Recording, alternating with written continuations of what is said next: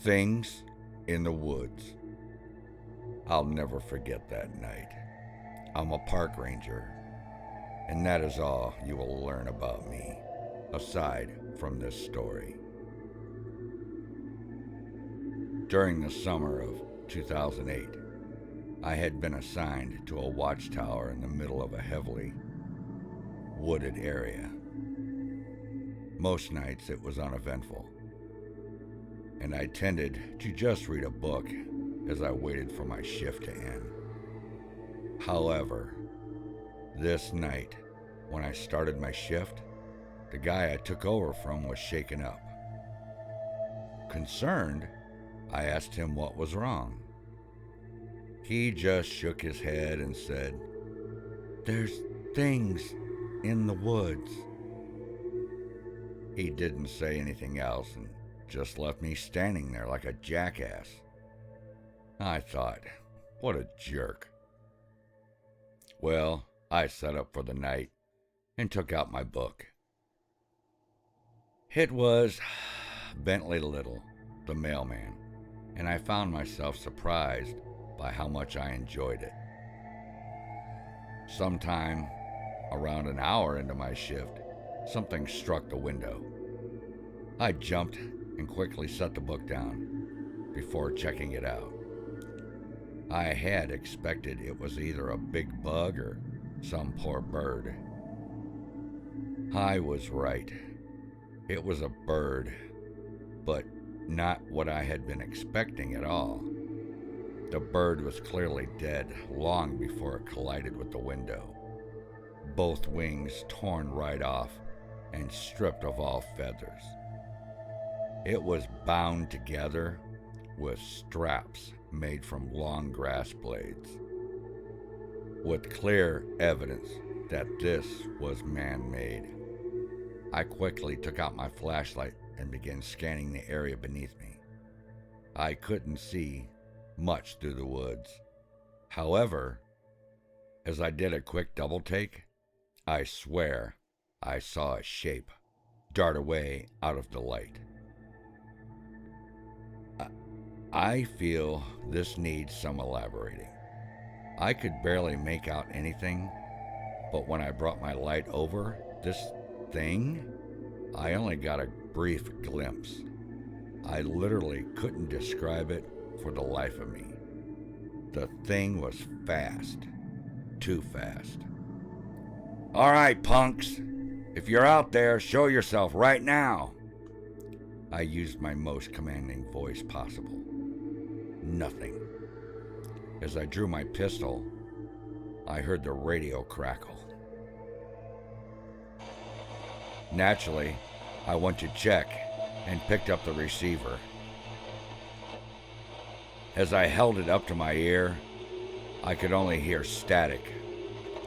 So I at first assumed that it was a glitch.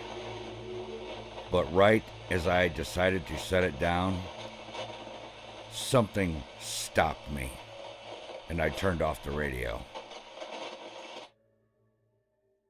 Call it intuition?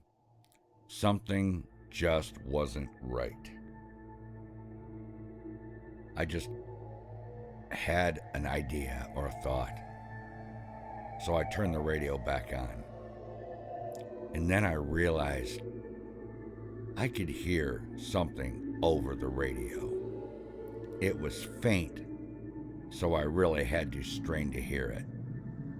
Slowly, I could make out what sounded like faint, low humming.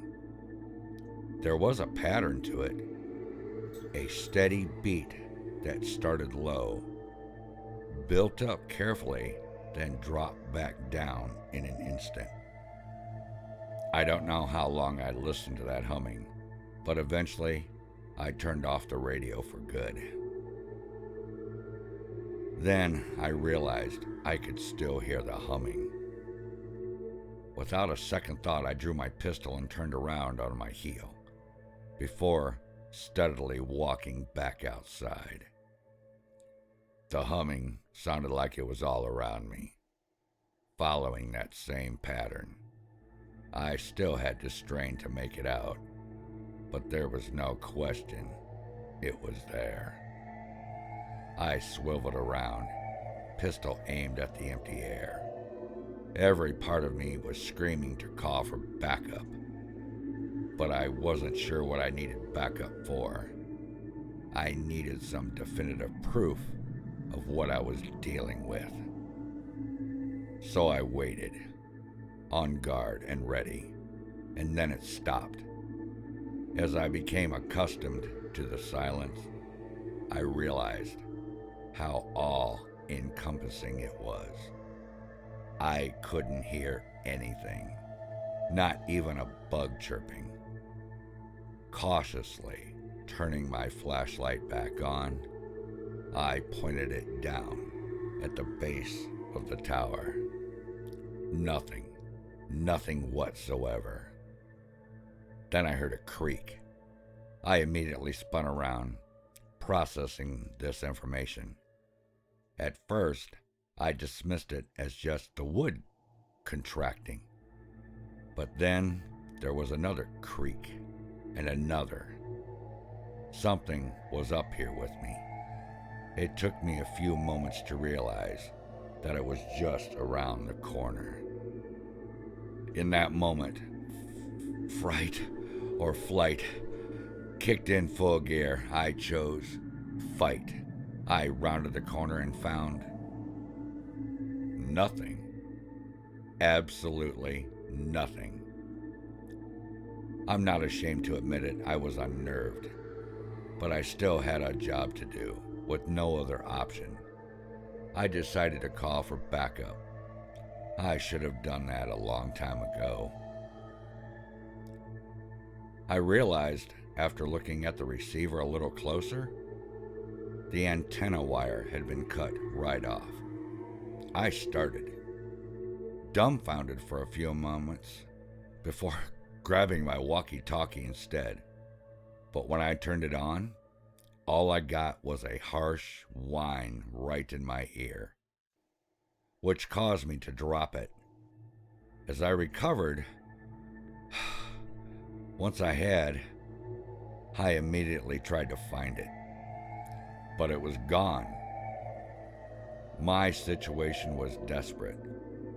I was now completely cut off with some thing or other that seemed to defy all sense.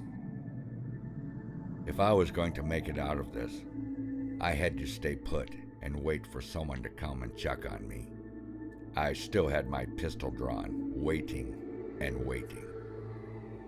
Absent-mindedly, I quickly shone my flashlight outside one more time. And this time, I finally saw them, standing among the trees, staring up at me. They had been avoiding me all this time. So, to see so many of them, you're probably wondering what they are. I'd rather not tell you for my sake. I was at my limit then and screamed, turning off my flashlight and pointing my gun right at the door. There I stayed for the rest of my shift, unwilling to move from that spot. I consider it a miracle I lasted for the rest of my shift. By the time someone finally arrived to see why I wasn't checking in, I poured out everything I had gone through.